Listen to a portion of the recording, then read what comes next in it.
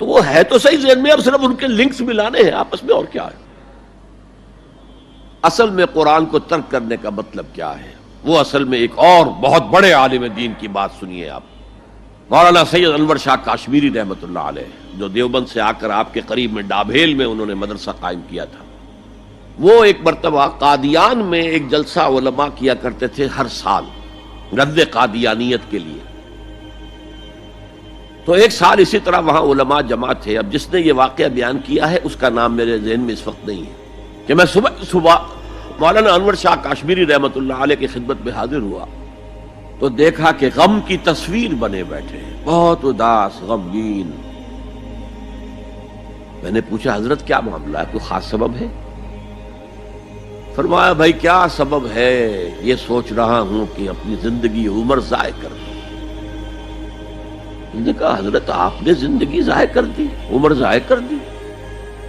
آپ نے علم، بیہقی وقت کہلاتے ہیں انور شاہ کاشمیری، جیسے امام بیہقی تھے، محدث اور فقیہ دونوں اعتبارات سے بلند۔ تو آپ نے پڑھنے پڑھانے میں، سیکھنے سکھانے میں ساری عمر گزار دی، تو آپ کی زندگی ضائع کیسے؟ کہنے لگے ہم نے سارا زور اسی پر رکھا کہ ثابت کر دیں کہ شافعی کی رائے صحیح نہیں ہے، ہماری رائے صحیح ہے۔ اسی کے لیے دلائل، اسی کے لیے بحثیں، اسی کے لیے لمبی چوڑی جو ہے ہمارے ہاں نشستیں منعقد ہوئی مدارس کے اندر۔ حالانکہ اللہ کے ہاں یہ ہم سے سوال نہیں ہوگا، گمراہیاں طرح طرح کی پھیل رہی ہیں، ہم ان بحثوں میں لگے ہوئے۔ حالانکہ زیادہ سے زیادہ یہ کہا جا سکتا ہے کہ قول اصحابنا ثواب محتمل الخطا، اور جو قول دوسروں کا ہے وہ خطا ہے محتمل الثواب۔